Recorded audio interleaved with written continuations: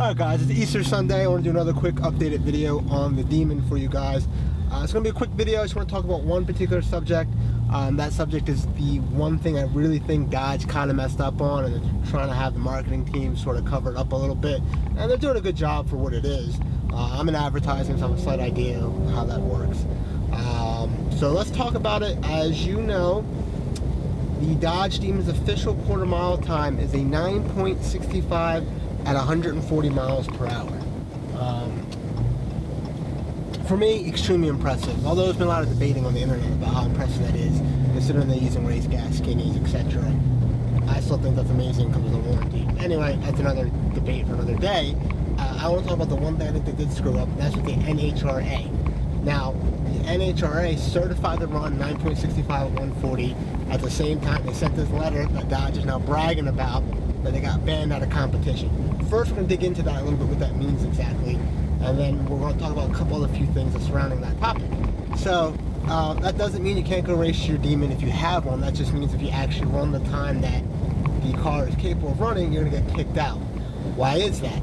That's because anything faster than a 9.99 or anything over 135 miles per hour needs a racing license and a full cage. And I want to be clear, we're not talking about a roll bar, a 6-point or 8-point roll bar, which a lot of guys do to their street cars.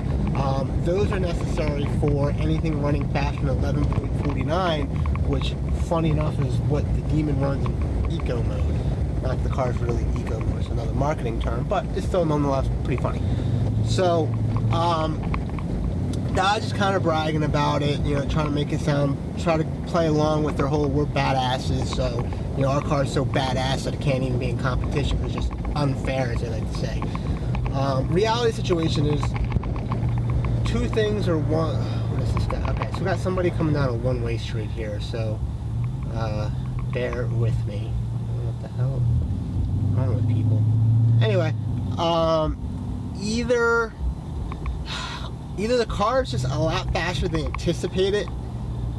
I can't think of anything else other than the fact that the car must ended up being a much faster car than anticipated, because they know that a car can't go any faster than 9.9. Now here's the trick. When I first heard it, I said, wait a minute. I thought anything newer than 08 doesn't have to comply to the NHRA guidelines, because as you know, like I said previously, anything faster than 11.49 or anything would need a roll bar, not a roll cage.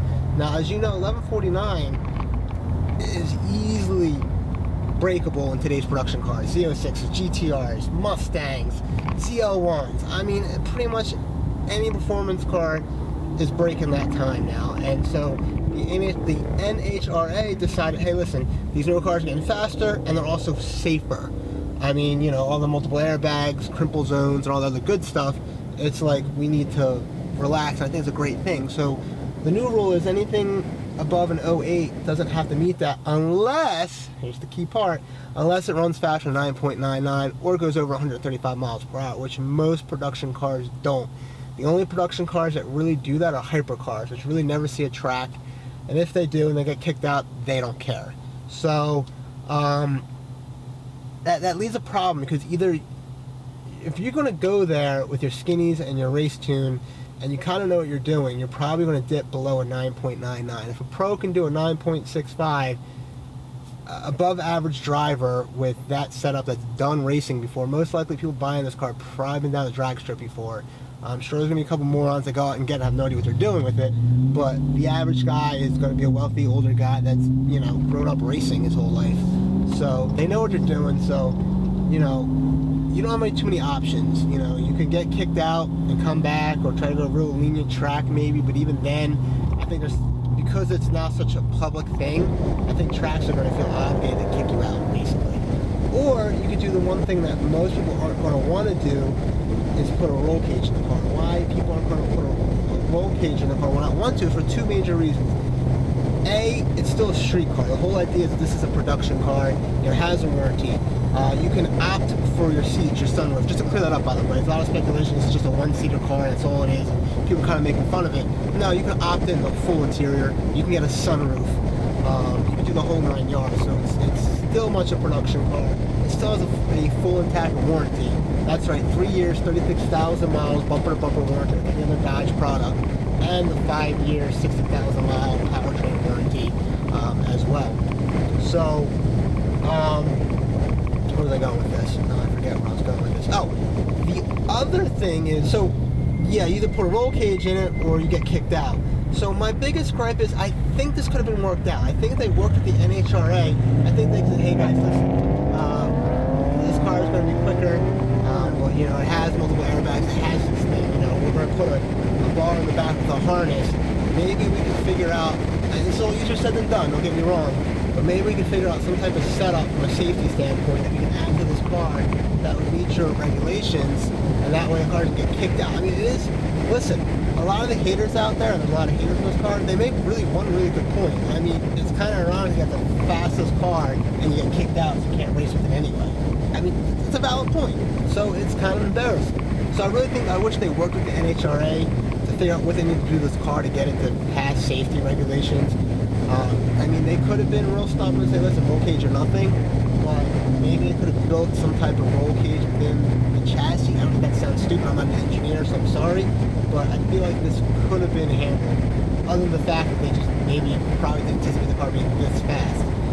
Or the snowball effect. I mean, we've all thought this car was going to be like, sort of like a 2013 GT500, where it's going to be a slightly bigger blower, you know, add another 100 horsepower, around 800, which is kind of what it is, but it has such track focus that they efficiently used every horsepower to run a 9.6.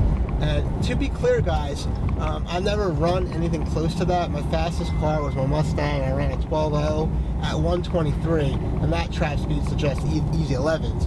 But I mean, point being, all the haters out there need to understand that a 9-second car is really fast. Even a straight line, you're probably going to shit your pants or make your passenger shit their pants. So it's pretty ridiculous. We'll get into another video, a couple more videos with Demon, including the Tesla. You know, I think there's some new software out there that's making the P100S or whatever it is compete with the new Demon, which I think is awesome. You know, I think there's some great competition. As you already know, there's plenty of videos out there. P100's just smoking Hellcats all day long. So we'll talk about that as well. You know, stay tuned. If you like this video, please hit the like button. Please comment below. Please tell me what you think.